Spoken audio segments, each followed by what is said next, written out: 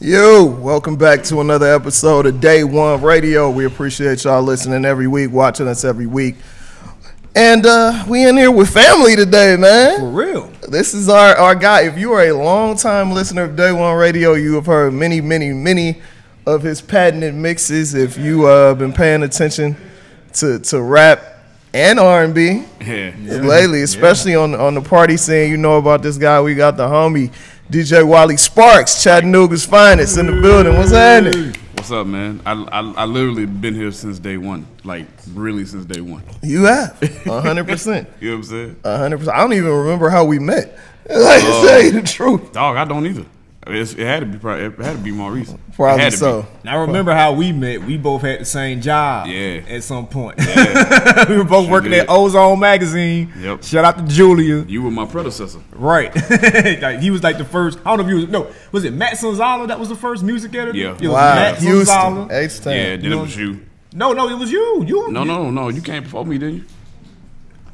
Are you sure? I think you were there I think before you came me. before me. I don't know. You came before me. It Wait, was we a was long there. time That's ago. how we know each Time other. ago. Y'all was both there. Yeah. 12 years ago. R.I.P. Ozone Magazine, man. Oh man. Yeah, those were interesting times, man. Good times. Yeah, So yeah. I'm always, and granted, I'm biased, man, because you the homie, and I probably see more, firsthand of what you do. But I always tell people, man, that hands down, you one of the best DJs in the world Thank you, now. man. Thank you. Like Straight you up. in the zone. If Wally Sparks is spinning in your city, you need to go because it's an experience, man. How did you start DJing? Like, did you, like most cats, did you start producing or break dancing or rapping? I or was whatever? dancing. I was dancing. Dancing was what was the bug that set it off for me musically. But and I would go to parties all the time. It was me and my homeboy Shantae. We used to go. They used to have parties at like the local YMCA and like the National Guard Armory back home. When you say local and back home, let us know where. Chattanooga, Tennessee. All right. That's where Chat Town. Born and raised, 423. But we would go to parties, and you know, house party was popping at the time. We always had like these routines and stuff. You know what I'm saying? But we was wiping the floor with everybody. Like we get on the floor and everybody, like party would be on us. And like the routines don't last for so long. But when that was done, the thing that got me hyped to dance was what the DJ was doing. It was this guy named DJ Mix who actually kind of mentored me when I first started. But he was like the only DJ in town that was like really a DJ. Like you had people that would play music or whatever and call themselves DJs. Right. But Mix was a DJ. Like he was cutting and scratching, had turntables, was pulling records out. You know what I'm saying? So he was like and I was always enamored by all the stuff that he would be doing. He wasn't afraid to play out of his comfort zone. Like he would play all the stuff that was popping that we knew or whatever, but he throw like a Beanie Man song in. Mind you, this is like the early 90s. This is like 91, 92. And playing reggae in the South was not. Yeah, really that wasn't, he do, Unless it was like on a gangster rap, hook or something. If it wasn't that dude on the Chronic, you know what I'm saying? You know what I'm saying? Or Snoop trying to do like the little reggae thing he used to do, blam blam. You know what I'm saying? All right. But he would play that kind of stuff, and he play East Coast records. He play everything. He play all the booty shake stuff. He play all the stuff that's coming from here, from Atlanta. He be playing the Kilo stuff, and that stuff. I mean, that would bug me out. That's the stuff that made me like really zone in. And I was like, man, he the coolest dude in here. Yeah. Like I just got through dancing. I have all the chicks or whatever, saying, oh, look at Wiley, he can dance or whatever. But in my mind, I'm like, that's the coolest dude in here. I want to be like him. You know what I'm saying? And I didn't know how to go about it, and I kind of let it pass. But I was always in the music until I kind of picked it up when I was probably like a senior in high school. Okay. On my way to college, I was watching this show on BET called Planet Groove. Planet Groove. Planet Groove. That's what they had the Caribbean Rhythms girl. Used to host it. Yeah. Ray Charles. Yeah. Yes. I have a picture with Rachel. Man, I met her in DC. Man, you winning, brother. Yeah, it's somewhere. I need to find that picture. But if you remember that show, they in the breaks of the show, when they would break the commercial or when they would lead back going before they would play a video, they would be partying in the studio. Like it'd be a party in the studio. They had DJs. They always had DJs in there, and it'd be people dancing or whatever. And one day, Kid Capri was there, and Rachel, pulled him to the side. She, whoever was DJing, she interviewed, and she asked him some question about DJing, and he said something that's stuck with me since I started DJing, and I never forget this. And it's the thing that put the battery in my back that shot me out. He was like, pardon me. He was like, as long as people record music, there's always going to be a need for somebody to play it. And I was like, yeah, word. Just like that meme. You know what I'm saying? My mind was blown. And I was like, you know what? I'm just finna quit. I'm finna quit playing. I'm finna do it. Yeah, I'm finna go do it. And then that's what set me off on my journey, man. Here I am, 21 years later, still doing it. How'd you end up getting your first equipment? Do you remember what you had? Yeah, I had Gemini BDL10 and a so I started in the mid '90s. So we was past the realistic mixer stage. I had another Gemini mixer, PS626. Now for the gearheads out there, is Gemini the good or the bad shit? Because I remember when I was trying to DJ and I had a Gemini, somebody was like, "Bruh, you about to be in for a journey, dog, because they ain't the one you want." Here's the thing about Geminis. Geminis were like a Honda Accord, right? If you take care of them, they'll take care of you. But they not a Benz, right? You feel me? Right. So and they were entry level. They were entry level price wise specifically. So it was something I could get that faster than I could get. Say a Vestax or whatever that was the high end mixer at the time. So, but yeah, I started out with these weak ass belt drive turntables, and I had like a stereo receiver that I would carry out, and like you remember like the components. Yeah, hell yeah. I would take them. That was my speaker. I would take the receiver and the component speaker and this one turntable and this Gemini mixer and hook all that shit up. You know what I'm saying? And play 3 6 Mafia records. And that's where I started. That's how I started equipment wise, man. That was 96. So, but it was cool for me, man, because I was, like I said, I was always in the music. That's how I kind of knew DJing was the thing for me, because I was always in the music. Like even before I started DJing, I was the guy that had all the tapes. I had them all. We used to. I ended up like fake DJing an event when I was in middle school. The YMCA. The local chapter had this organization called the Young Black Achievers, the YMCA Young Black Achievers, and we had this dance. And no, they didn't have enough money to hire a DJ apparently, or for whatever reason. There was no DJ there. They were just playing some CD over and over. And I was like, you know what, man? I got all the tapes. I know all the jams. You know what I'm saying? I'm just gonna go home and get my little boom box, and I'm gonna bring it back, and I'm gonna bring all my tapes. And we was gonna play the tapes, and once I came back with the better music, the whole thing just, the whole vibe of the room changed, and it turned into like a real party, and that was even before I was even thinking about DJing. It was just something that was like my natural instinct, right? To like I saw the solution to the problem. Like, people were supposed to be having fun, and they weren't really having fun. They were just there. And I was like, I know how to fix this. And I went, and I did it. And then eventually, a couple years later, when I started, actually DJing, or, my first attempts at DJing. Well, you spend it, so you said you really took it seriously your senior year in high school. So when you started doing parties and stuff, was it mostly in college? It was in college. That's why I made my hay in college. Okay. UT Chattanooga, right? Yeah. I went to Lane College my freshman year in college. It's a little small black school in Jackson, Tennessee. Lane, shout to Lane. We know about Lane. Yeah, SIAC. They were okay. Yeah. You know what I'm saying? I wasn't really fond of my time there, but that's neither here nor there.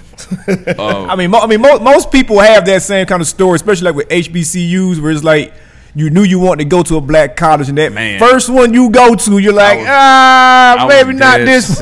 Yo, I'm telling you, man, that was a different world. Different world had me sprung. I was like, I'm going to a black college. Sprung.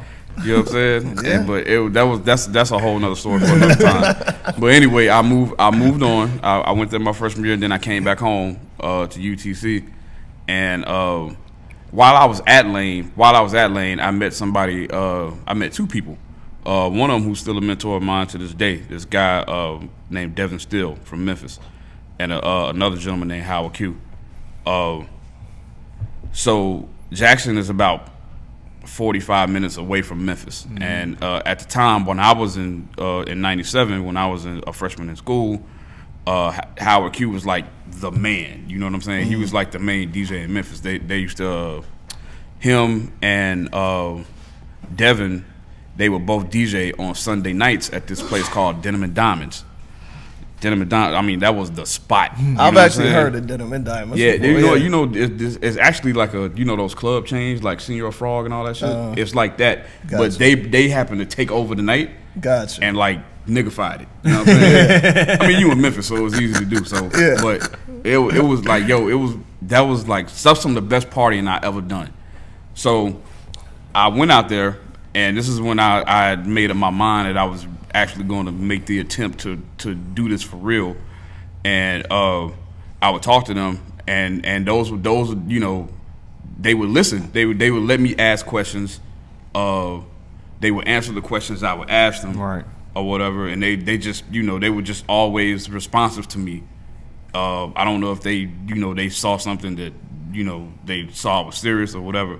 But they were always responsive to me, Devin in particular. But and I think that's because we had similar music tastes. Like Howard would be doing the main room, playing all of the 8-Ball, 3-6, Skinny Pimp, Player Fly, all the Memphis stuff. He'd be playing, he'd be doing that, and Tommy Wright the Third. Yeah, all that stuff. You know what I'm saying? DJ Squeaky, all that. And Devin would be in the other room playing everything that was on Rap City, like Tribe, Camp Lo, all that kind of stuff. So I would be going back and forth. I go in Howard's main room to dance, then I go in Devin's room so I can hear like the joints. You know what I mean? And we exchanged numbers. And my sister, she used to work the door for them.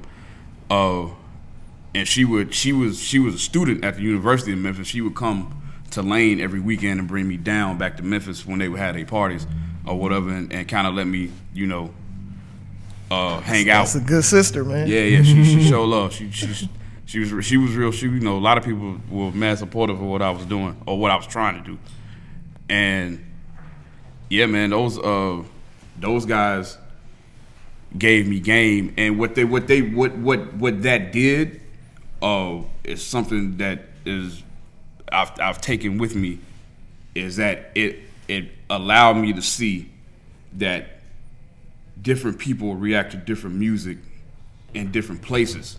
So you can't be pigeonholed into playing one certain way. Yeah. You know what I'm saying? Like, cause I didn't know anything but Chattanooga. That's all I knew. That's the only place I'd ever been. I've only lived two places. I lived in Chattanooga and I lived in Atlanta. That's the only two places I ever lived in my life. So all I knew back then was just Chat. So seeing all this stuff happening in Memphis, like, yo, you can actually play a Wu-Tang song in a party? You can do that? You know what I'm saying? It was an eye-opening experience for me, and I think that gave me an early advantage, because when I came back home, I was like, man, I saw this work, so I'm just gonna try it. You know what I'm saying? And I wasn't afraid to play those kind of records along with the stuff that people would want to hear. I'd be like, I'm gonna play everything that they want to hear, and then I'm gonna try and sneak some other stuff in that I want to hear. And it's a trip that you say that, because I remember the first time I went to a club in Houston and seeing the kind of records they were playing there in comparison to what I was used to hearing here, and even like you said, the way that people react, because like in Atlanta, like looking back on it, we were damn near sexually harassing hoes. And I was, shit, I was getting raw on here today. We were damn near sexually harassing girls on the dance floor, just grabbing them and all that shit. Man, But then Atlanta parties used to be wild. They were chilling. Hey, Houston my was man. just chilling. Like I'm like, damn, y'all don't get up on girls out here. I'm Nah, like, we were like that too. Yeah, we we were like chilling. that. We were like that back. You got to think though. You got to think which Chattanooga is geographically. We would get everything. Like we would get everything that was coming from Atlanta, everything that was coming from Memphis. It would all end up in Chattanooga. You know what I'm saying? Because a funny thing about the school I went to, UTC, UT Chattanooga, Was Terrell Owens there when you was there? Nah, I was in high school when he was there. Okay. He was there, and he was there like he was in. I think he graduated in '94. I think it might have been his senior year. I was a freshman. I was a freshman in high school then. So he was gone by the time I came back. But the funny thing about UTC is the black population at that school, like 80% of the black population at that school was from Memphis. Oh, yeah. You know what I'm saying? And you know, back then it was really weird, man. Like the people that were at UTC, like they just didn't fuck with anybody locally. Like me and my cousin used to have this joke about campus because campus had it was centered around 3 4-way stops, and we used to have this joke. It was like, man, them, you know, the black kids that go to UTC don't never leave outside of the 4-way stops. Who did they buy weed from? I mean, somebody. They probably brought it. You know, people, That's normally the connection between the local community. Yo, I'm gonna tell you how real it was. There were people. I knew people that went to UTC that were from Memphis, right? Yeah. And mind you, Memphis is a 5-hour drive away from Chattanooga, Tennessee. Yeah. People that would go home every weekend just to get their haircut because they didn't fuck with Chattanooga. Wow. So I saw that as an opportunity. You know what I'm saying? I'd already been out to Memphis. I know what y'all like. I know y'all not getting it from anybody in Chattanooga because the DJs here don't know any of that shit. No way. Right. Nobody in Chattanooga was playing like the hardcore Memphis stuff. You know what I'm saying? But I knew what that was because I had been out there and I saw it and I saw the reaction. So I was like, here's my opportunity. I'm a figure out a way to start DJing parties here. And I know, you know, it's just like a thing I tell young DJs, man, you got to know your audience. Definitely. And I knew that there was an opportunity. These people weren't, you know, they were probably having parties and hiring whoever the local person was. And he was playing the party and the party was fine, sure. Pardon me. But they weren't getting what they want. And I knew what they wanted.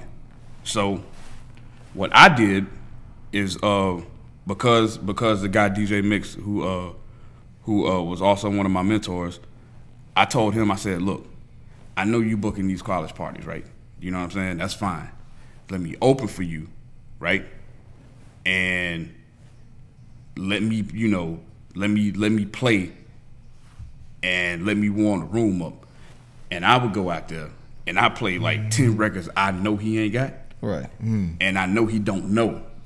But I know everybody else. I know everybody else.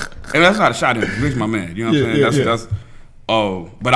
That's how it was. I knew he didn't know it, but I knew what it was and I knew what it was gonna do. I play those records, the whole room would be like, oh shit. And then the whole party would change. Right. The party would be it'd be a party. So he was like, he'd be like, what's that? What's that? I'm like, this is looking for the chewing or getting it on. You know, these are these records. You know what I'm saying?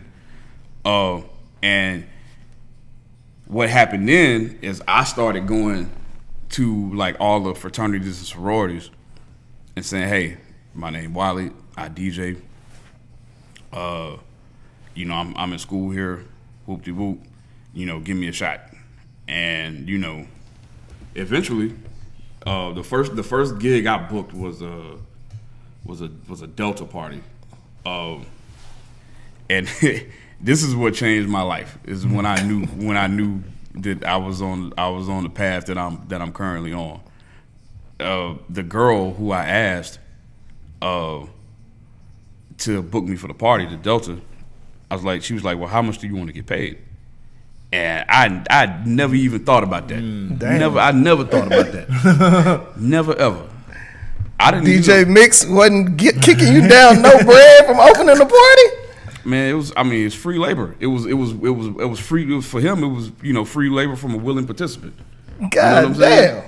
But I mean, ain't no thing. Like I get that. It's why would he? I mean, but because I was enthusiastic. I didn't care. I didn't care about no money. All I wanted to do was DJ. That's all I wanted to do. Right. So, I was like, word, you get paid? And mind you, I had 2 jobs at the time. I had the 2 cool jobs. I was working at Foot Locker and I was working at a music store called Cats. Oh yeah. So I was making, I was making decent money, and on top of that, I'm from Chattanooga. You know what I'm saying? So I ain't got to worry about. I can still go. I can go live with my mom. I ain't got. I ain't got to worry about no bills, no room or board, none of that shit. So I was like, well, what do you usually pay? And she was like, yeah, we usually pay our DJs, $200, $250, and that was like one of my checks. Yeah. I was like, what? I was like, guess what you pay people to DJ? And they were like, yeah. She's like, I was like, I bet. You know what I'm saying? Man, shout out to Deltas, man, because hell, that's the first time I got paid to DJ something when I was in school too. Oh, word? From a Delta thing. And it's like, I ain't trying to shit on fraternities and nothing, but like them dudes, the most they would try to pay you, like, man, we'll let you in the party for free. We're like, well, nigga, I'm DJing. Of course, I'm gonna be in that bitch for free. The fuck you talking about? Ain't gonna be no party without me, man. You know what I'm saying? Shout out to Deltas. They be cutting checks for niggas trying to DJ. Yeah. So shout out to them. So they kind of helped with at the genesis of my journey. You know what I'm saying? So. And then, I would go in and I'd do the party and I'd smash. Like, I'd smash. You know what I mean? Because I knew what to give. I knew what they weren't getting. And I knew how to deliver it to them. Right. So that's what I would go do. Now, how did you graduate from doing college parties and making a name for yourself to just flooding the whole state with mixtapes? Man, it's the internet. I was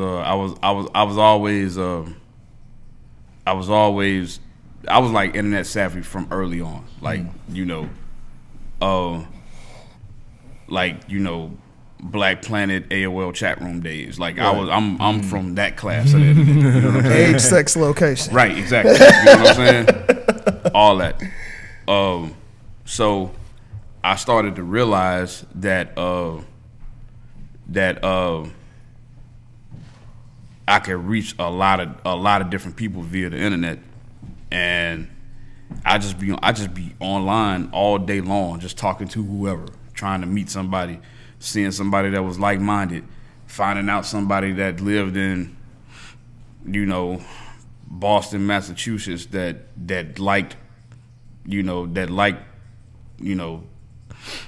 Tip the way I like Tip. You know what I'm saying? Or whatever. Just talking to somebody in Houston about this ESG freestyle that I just heard. Can you tell me more? You know what I'm saying? It was one of them kind of things. It was like I was trying to learn as much as I was trying to to connect with people, and man, I just started building relationships with people, and just trying to make a name for myself on the internet. And then once I started making tapes, I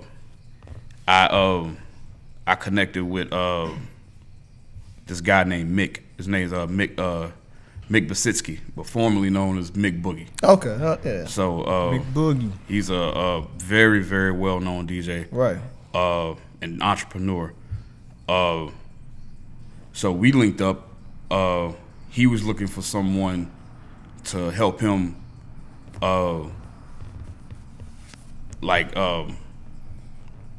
build up his Southern repertoire. Gotcha. And music-wise, so me and him we connected over that, and then we found out that we were both like-minded. We went to a lot of the same stuff. Cause he's from Ohio, right? He's from Ohio originally. Yeah, he's in Brooklyn now, but he's from Ohio originally, and we would nerd out on the same kind of shit. We had similar senses of humor. You know what I'm saying? And we just connected. And he was already making tapes, and he was already popping making tapes, and he gave me a lot of game on how to monetize that, and schooling me on like the importance of marketing, because he has a brilliant mind for marketing. Yeah. And he would school me on all this stuff, and I'd take it in and I would actually apply it. And once I saw that, he started to share his connects with me, and like, this is how you do this. This is how you get distro. This is the person to call. These are the websites you want to be on. You know what I'm saying? So he put you up on game for real. For real. Like literally, like my mixtape. I owe my mixtape career a lot to him. If it had it not been for him, I wouldn't have been as prolific with the tapes as I was. Right. Because, a lot of the stuff that I was doing, I was following the blueprint that he laid out for me. You know what I'm saying? Stuff that he had already done. Go ahead. Now, from like your prolific mixtapes, some people know you through that, but a lot of people also know you through the chapter that started after that, which is you being, Big K.R.I.T's DJ. Yeah. A&R. Both. You know what I'm saying? So talk about that transition. You know what I'm saying? Talk about that transition, man. So I met K.R.I.T when I was doing the tapes. That's how we met. My homie DJ Folk, shout out to DJ Folk. Yeah, shout out to him. He one day, me and him, he was doing tapes back then too, and we just a colleague, we just be talking, online. We be talking online, just trading stories, sharing music, whatever. And one day, he just sent me this song because he knew what I was into. Yeah. You know what I'm saying? And he sent me the song. It was a rough version of what ended up being "I Just Touched Down." That was on the Crib Was There project. It was an early version of it, but it wasn't too much different. So when I heard it, I said, "Man, what is this shit?" Because it sounded like what I grew up on. Right. It gave me that feeling, but it also sounded brand new at the same time, right? So I said, "Man, what is this shit?" He was like, "I knew you would like it." He was like, I said, "Man, what is this?" I was like, I play that song. I play that song at least a good 30 times in a row. He was like, this guy from Mississippi named Big K.R.I.T. I said, "Man." So the first thing that drew me in was the way K.R.I.T was rapping. That's what drew me in. I was like, "Man, this nigga's snapping." You know what I'm saying?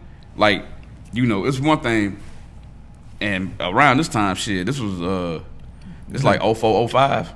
This is when the that's the shit was popping. All the snap shit was popping.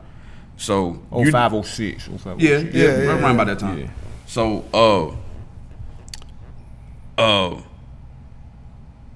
I was listening to the way K.R.I.T was rapping, and I was like, "Man, this shit is like this nigga's getting busy. He's saying some shit. He's like rapping with like vigor and ferociousness, all this kind of shit." I was like, "Man, how old is this kid?" He's like, "Man, he 18. I said, "What? He 18? He's like, "Yeah, man." And then I was like, "Man, he's going crazy." And then the second thing that drew me in, I was like, "This beat is amazing," because he had chopped up a Bobby Womack sample, and and that crossed cross 105th Street. But he had chopped up the sample and the drums. The drums were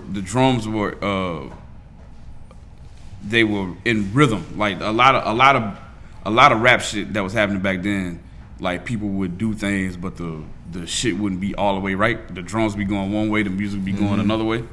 He had all that shit in pocket, like everything in pocket. This sounded like a song. It didn't sound like somebody that was just rapping to be rapping. You feel me?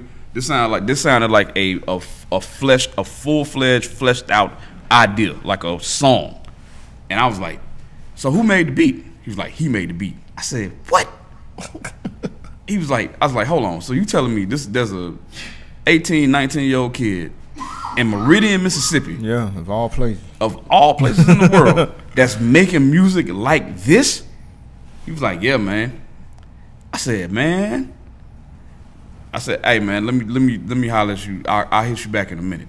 Nigga, I got on MySpace so fast, and I MySpace, man, I hunted him down. I was like, and then I hit him up. and my mixtape shit was kind of was trending upwards at the time, and I wanted to do something, because you know back then the wave was finding a rapper to host your tape, right? Right. That was the wave, and I'd done that a couple times. I had Ludacris on the tape, I had 8Ball and MJG on the tape, whatever. I had a few people on the tape already, so I kind of built the name up, and I was moving along, but I wanted to do something that was like totally original. I wanted to flip it in reverse, Right. where I was giving somebody else the platform. So I saw Crit out. I hit him. I said, "Hey man, I love what you're doing." And mind you, I'd only heard one song. I ain't heard nothing else. I ain't heard nothing but just one song. I said, "I love what you're doing. Can you send me some more jams?"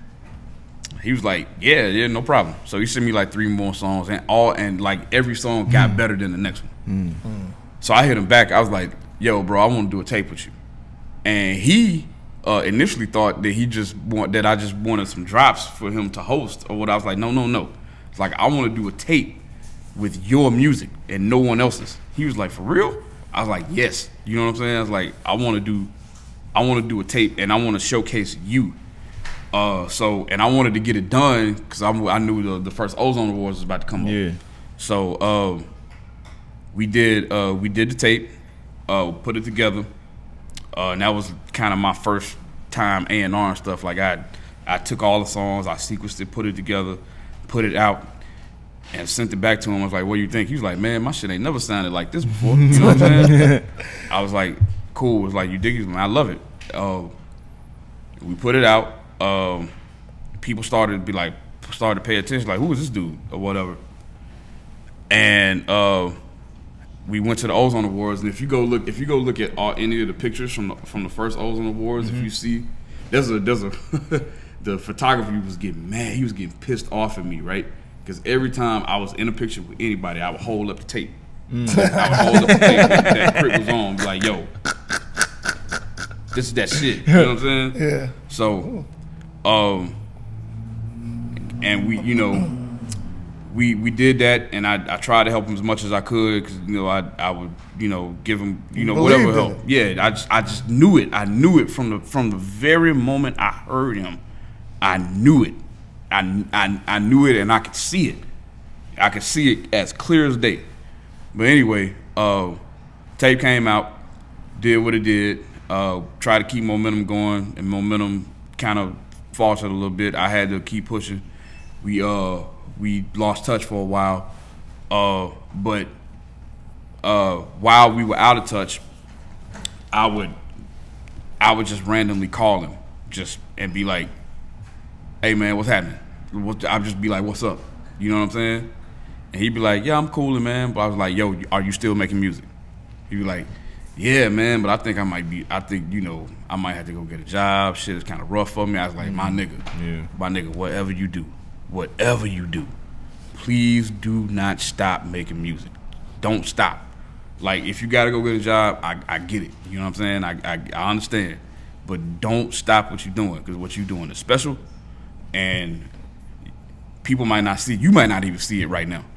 But what you're doing, if you keep on doing what you're doing, you're going to get to a point in your life where this is all you're going to have to do. Because your shit, his shit was that good. And I tell him, like, just keep pushing, whatever, don't stop. So I would just do that kind of thing, just to kind of lend my support from here and there. And that was about, after that came out, there was probably about a 2.5, 3 year gap in between where we would just speak off and on or whatever. And then 2010 rolled around, and he's getting ready to put Crit Was Here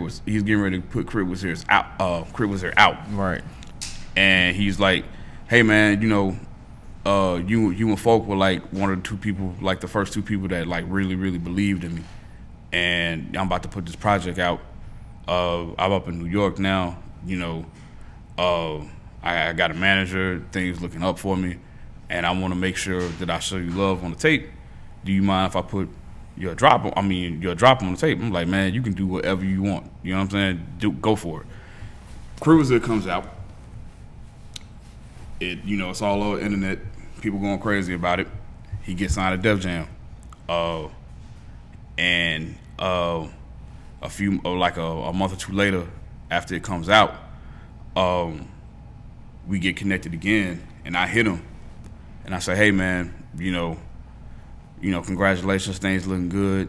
And I don't even know why I said this. I just said it just randomly, and I was like, "Yo, man, if you ever need a DJ, I'm down." I just said it. You know what I mean? Right. I was like, and he was like, "Yo, you be down for real?" I was like, "Man, yeah, I'll if you ever need a DJ, I'm totally down to do it." I didn't even know what being a tour DJ meant. You know what I'm saying? It means a lot. Yeah, I found that out. But I ain't think nothing of it. And then a few days, couple weeks later, he hit me back. It was like, "Yo, man, we about to go." And I'm like, "Let's go." I was like, "Where we going?" He was like, "I got a show in Memphis, man. You think you can, he was living here at the time. He's like, "You think you can get me out there?" I was like, "Yes, let's go." And at this time, I had a job working for this company called Media Base. I was monitoring radio airplay. Yeah. Know what it is. Yeah. So I was doing that, and the show was on the weekend. I finished all my work for the week. I think I don't remember if he came to Chattanooga or if I came down here, and then we went. I think he figured out a way to get up to Chattanooga, and then we drove to Memphis and did the show. That was the first show we did together. With this young lady named DJ 730. She and a partner of hers. I can't remember this woman's name. Forgive me, but they put the show on, and we drove out to Memphis and did the show. And mind you, like we had never done a show together at all before. I was like, "Well, send me the music. I'll make sure I got it in my computer or whatever, and we'll, And when we got to Memphis, like, "So, how you want to do the show?" I was like, "Man, I'm just gonna play songs. I'm just gonna play songs and you perform them." You know what I'm saying? And we did the show, and the chemistry was like, Wow, like that. And I was like, "Yeah, this is I'm doing the right thing." And that's kind of how I got from that point to being this tour DJ to begin with. that's dope, and that obviously led to you A&R and his debut, and you guys kind of lost touch, went your separate ways again, but you did some scratches and different stuff on the latest album, new right? record, yeah. So how did it feel to reconnect? Well, we never really lost touch. Okay. We always it's kind of like an Andre and Big Boy thing. Like Gotcha. it seemed like it seemed like that they're not together, but they always working on music together. Right. Crit and I's our business relationship had run its course at the time, but our personal friendship that was never an issue. You know what I'm saying?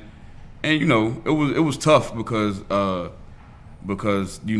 was there from Crit was there all the way up until he got signed, all the way up until right before Cadillac came out. So the from Return of Forever all the way up to Can't Remember the Time, I was involved in some way in all those projects. Gotcha. And up until Cadillactica. Sometimes it was heavy influence, sometimes it was minimal. Sometimes it was almost zero, but even if I wasn't physically involved, we would bounce ideas off each other. Right. And that never stopped. Even when he started working on Cadillactica, and when he was he always called me and asked my opinion, because he knew I'd tell him what's what. You know what I'm saying? And in between all that time, we always had a friendship that never wavered. So, and he would call me every now and again. Like I didn't even know that he was. I just knew he was working. I didn't know he was working on what eventually became Forever Is a Mighty Long Time. But he would call me in and be like, "Yo, can you come down and lay some scratches on this?" And I'd be like, "No problem." every time. You know what I'm saying? Like, I'll be there. Or, you know, if there was a scheduling conflict, we figure out a way to make it happen. And I didn't know what the stuff I was doing. I was doing something. And I was like, you know, it's all good. You know what I mean? So, but when the record came out, and I realized what it was, I was like, wow, man, it's crazy. Because I, you know, never in my lifetime that I would ever thought that I'd be scratching on a Mannie Fresh beat. Like, never in my lifetime. You know what I'm saying? Crazy. I would have never thought anything like that could happen. Not even on top of that. Now I DJ with Mannie like 4 or 5 times now since, you know what I'm saying? Like, so it's crazy. It's just crazy how things work out, man. We still need Mannie Fresh on the podcast. We've been trying to get that dude for like 2 years now. We need to make that happen. So make that happen for us. I can't even think of the last time I even heard Mannie do an interview. It doesn't matter. Nobody was doing interviews with Master P till we did it. Hey, relentless. My man BP is relentless. Don't matter. We gonna make it happen. Dig So, man, you've done that, and I think it's interesting, like your career trajectory, because you've done the radio thing. Yeah. You know, being on the radio, mix shows on multiple stations, every satellite kind of radio, every kind of DJing you could think of, I've done it. Right, and now you're doing event production. Yeah, a very successful. Yeah, monthly in the groove, man. Two of them, which is two of them, right? Flavor and the groove. No, how did, like, you being the hip hop guy, the Southern hip hop guy, where did the idea to do an all R&B party come from? Like I said, I was a music guy, right? I'm always been a music guy, right? And I'm a guy that when I'm at parties, the primary objective for me is fun, right? Right. And with the shift in music, the music itself started to take away the fun, right?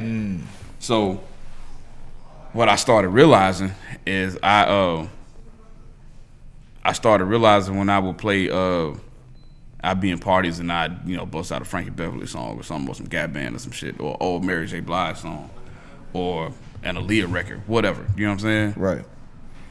People's moods would change, and they'd be happy, and they'd be dancing with each other, and, like, you know, and they start to have fun again.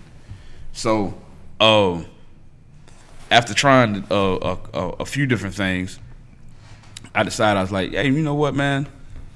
You know, what if there was a party where, you know, there was no rap at all? Because you gotta think, man. You gotta think, like, our parents didn't party no rap music. Right. Yeah, you're right. You know what I'm saying? Square Biz, that's about it. Yeah, that was the closest. You feel me? Maybe some Houdini. Maybe, right, maybe 5 minutes of funk, maybe. You right, know what I'm saying? Maybe. So, and if you go back and look at all them pictures, man, what it looked like? They was having a good ass time. What it looked like? They looked like they was having fun. Yeah. So I was like, man, I'm gonna give it a go.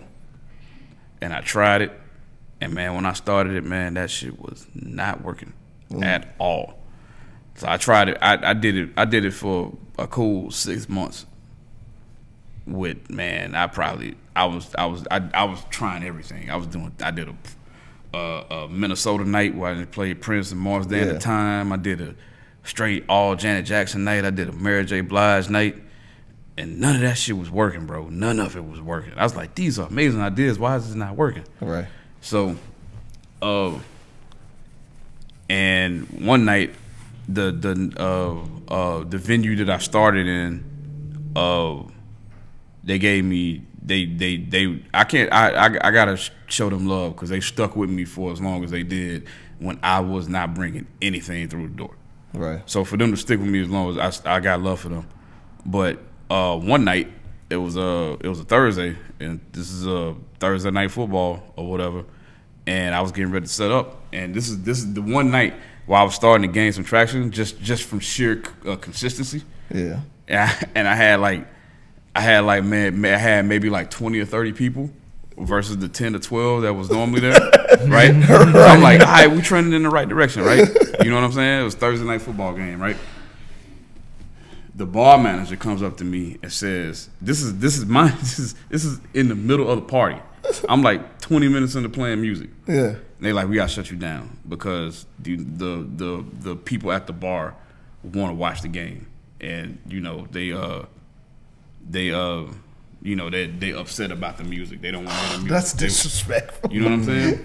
Oh, that's so disrespectful. But to their credit, they paid me in full. Yeah. They paid me in full for the night, and were apologetic about it.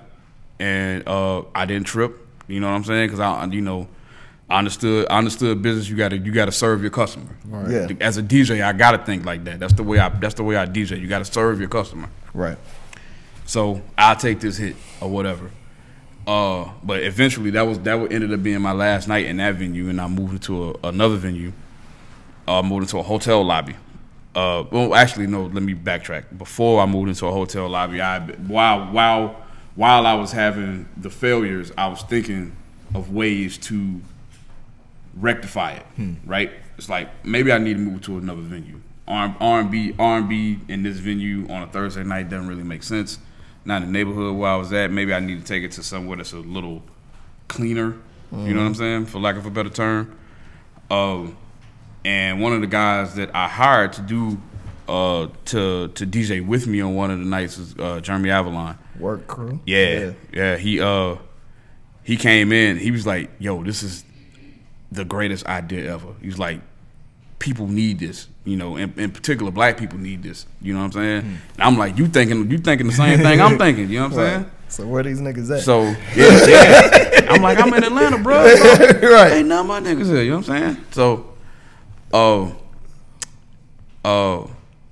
as luck would have it, he and his partner, Xavier Black from the work crew, had gotten approached by a venue that I wanted to go to, but I didn't have any connection to.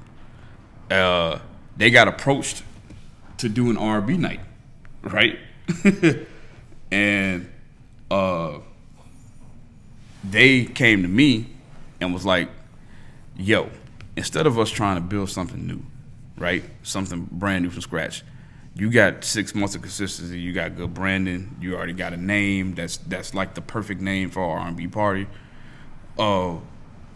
Would you like to partner with us and we do it together?"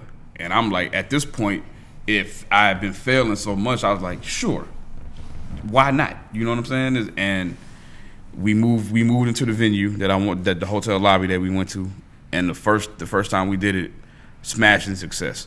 And then it still kind of faltered or whatever, and we soon realized that the way we wanted to play it, because I'm a party guy and I'm a party DJ, right? Right. It's kind of hard for me to when I DJ, it's kind of hard for me to tone down, yeah. right? And a hotel lobby, you can't really turn up like that. Right. You can only turn up so much before you start pissing off guests and shit, you know. So we did that for like from November of 2015 until March of 2016. We were at the hotel lobby. And, you know, we had some ups and downs. Some days it was good, some days it was all right. You know what I mean? But Xavier had a relationship with the venue that we do it at now, where we've done it consistently at, the Basement in East Atlanta Village. And we went over there. He stole the party to him, and we went about revamping it again, and changed the entire format, and now it's what you see today. What we've been there for, it'll be 2 years next April. Yeah, and it's like easily one of the funnest parties I have ever been to, and I don't even go out like that anymore. Yeah. You know, yeah, we had the pleasure of hosting it, the last one on Black Friday, and that joint was insane. So it's crazy, man. It's crazy to know that I started this thing and there would be 5 to 10 people showing up, and this year in 2017. From January all the way up until December, we've consistently hit 500 people at that place every month. Only because it's not gonna hold no more than that. Right.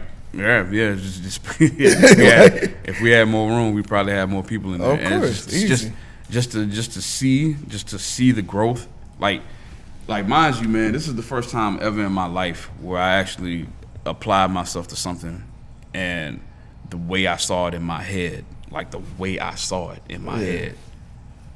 it's actually tangible. I can see it in real life. You know what I'm saying? That's an amazing feeling, man. Like I tell people all the time, my thought process with the Groove is like, I want my party to look like the Marvin Gaye "I Want You" album cover. That's what I want my party to look like. You know what I'm saying? And if you go, exactly. You know what I'm saying? And yo, if you go to the Groove website and go look at the pictures, that's what it looks like. And yo, man, I'm telling you, man, that's such. I never like had this feeling of accomplishment, especially coming off, being support for someone else and celebrating their accomplishments. Right. And like I mean, and there's nothing wrong. I mean, I wanted to be where I was at. You know what I'm saying? But now it's mine. Like, you know what I'm saying? So that's a new feeling for me, and to see the support that has been getting just from everyone in the city, and to know that I was, man, I've been able to do this shit in other cities and have celebrities and shit show up. This shit is mind blowing to me. Yeah, because you did New York and New Orleans, right? Yeah, we did it. We did it in New York and Halloween for Halloween last year, and we did it in New Orleans during Essence Festival this year. Fucking Common y'all showed had up. all the aunties. Man, yo, my man, it was a good time. You know what I'm saying? That's amazing, man. Talk a little bit before we go about what you got going on for New Year's Eve. So the party that we're talking about, the Groove, we're doing it on New Year's Eve, right here in Atlanta, and we are kind of stepping it up a little bit. We are moving into a larger space. We'll be at the Loft at Center Stage. Be myself and the other two resident DJs, Xavier Black and Jeremy Avalon, the guys that got down with me, and we're gonna have a good time, man. We're gonna, and the thing about the Groove is this is like the party where you can be yourself. We don't have a dress code. We don't have a VIP section. Right. Ain't no hookahs, no bottle service, and none of that extra, all those bullshit trappings that, now it's not a knock on them because that's a space for that, but that's not our space. You know what I'm saying? Yeah. What we do is pure energy and fun.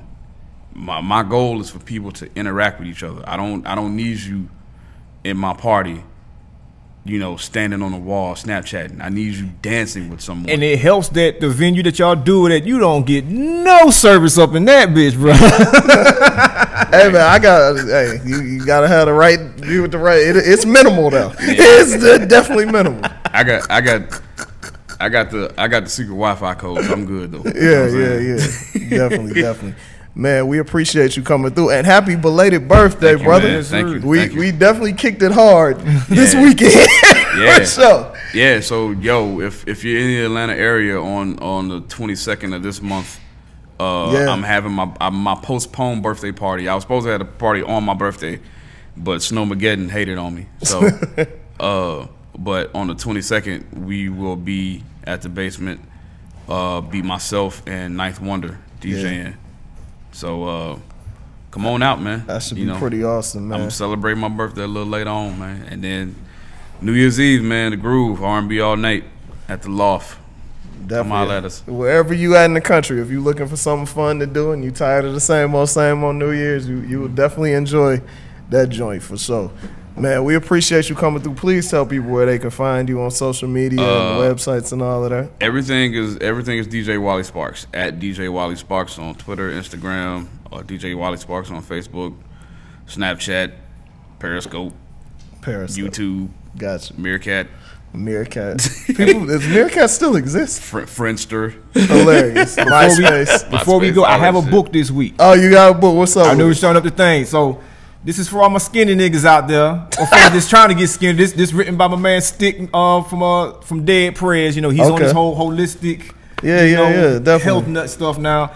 The name of this book is Eat Plants, Lift Iron. It's like it's a book where it's like it teaches you different vegetarian recipes and proper techniques for lifting weights if you skinny. Cause you know a lot of skinny niggas be in LA Fitness like, bruh, I ain't getting shit done. You know what I'm saying? But this book like it's supposed to show you like the proper things to do, proper ways to eat. You know what I'm saying? And clearly you've been using it because the binding looked like it's the autobiography of Malcolm X first edition. Like you know, it fits in the pocket. Like it's the perfect gym book. You're like, man, don't that man be doing? Don't the man be doing kung fu and shit too, man? Like crazy martial arts. Yeah, definitely everything. Yeah, RBG. That's kind of motherfucker you need on your side when the zombies come, man. It's like you gotta watch him. Him and the homie. You gonna be the nigga swinging swords and shit. You know him and the homie Meow. They're becoming the Black Belt Jones and becoming the tribute. Oh, yeah. You gotta watch out for these 6'1", 160-pound dudes that bench 400 pounds. That shit ain't right. You gotta watch out for that shit. It's very deceiving. You'd be like, what happened? I don't know. But yo, we appreciate y'all listening, man. Shout out to all of our supporters. Thank y'all for supporting Wally Sparks. Thank you for holding us down for so many years, man. Yeah. And make sure y'all support The Groove. Make sure y'all support Hip Hop Trivia ATL, support Flavor. Shout out to your partner who we didn't mention, Mr. Corey Sparks, the homie. Oh, man. Corey Sparks. Here you go. The Sparks brothers. Yo, that nigga he's like my biggest supporter and biggest hater at the same time. That's fuel. You know what I'm saying? That's fuel. It pushes you. But I got love for Corey though. Of course, man. That's our guy, man, for sure. Yo, we appreciate y'all listening. We appreciate y'all watching on Live Hip Hop Daily, and we will see you, and you will hear us and see us next week with another dope show. Peace. A1 Radio, nigga.